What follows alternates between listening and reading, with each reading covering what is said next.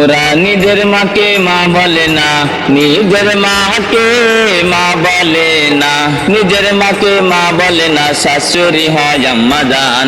বাবা হইল তালুই মশাই, শ্বশুর হইল বাবজান।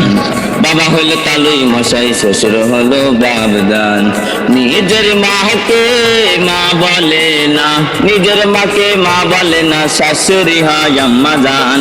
বাবা হইল তালুই মশাই, শ্বশুর মশাই বাবজান। বাবা হইলে তালুই মশাই, শ্বশুর মশাই বাবজান।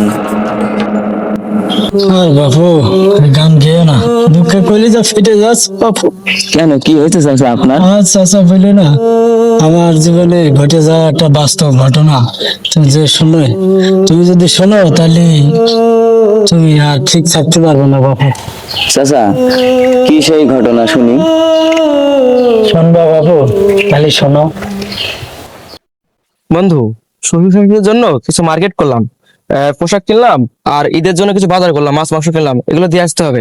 পরে আবার লেট হলে কেমনটা দেখায় না, চল এগুলো দিয়ে আসি। সত্যি বন্ধু, তুই শ্বশুর শাশুড়ি পাইছিস।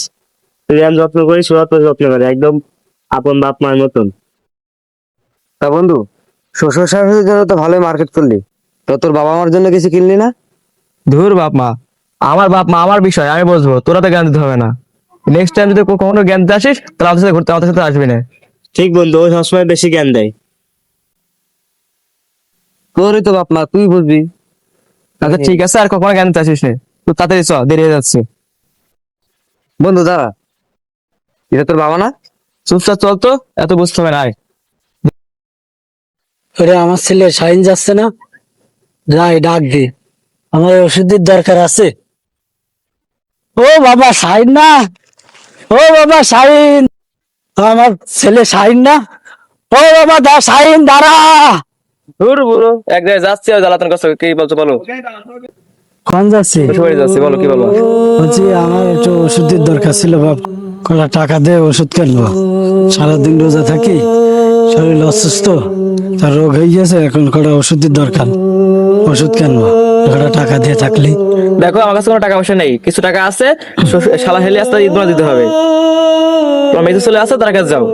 আমাকে দেখলে একটু নরম মনে হয় নাকি? আমার কাছে টাকা আছে বারবার। ভাই, তোর বাপই তো, কিছু টাকা দিয়ে দে। দেখ তুই আমার জ্ঞান দিতে আসিস না আবার। ওঠো।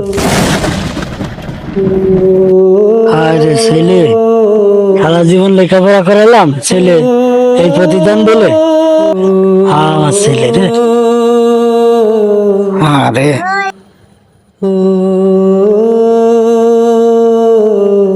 আরে আজকে যদি তোর মা বেঁচে থাকতো, এরকম পাগল হয়ে যেত, কি করতো, পাগল হয়ে যেত রে। তোমার কি দেখার মতো নাই, দুনিয়ায় কেউ নেই?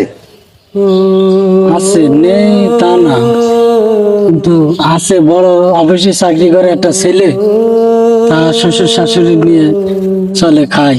তোমার এত কষ্ট? চাচা, আমারও বাপটা নেই, আপনারও ছেলের থেকে না থাকার মতো। চলেন, আপনি আমার সাথে চলেন। তাই কখনো হয় নাকি বাপু? সমাজ তো মেনে নেবে না, লোকে কি বলবে? সমাজ মানার দরকার নেই, আপনি চলেন আমার সাথে।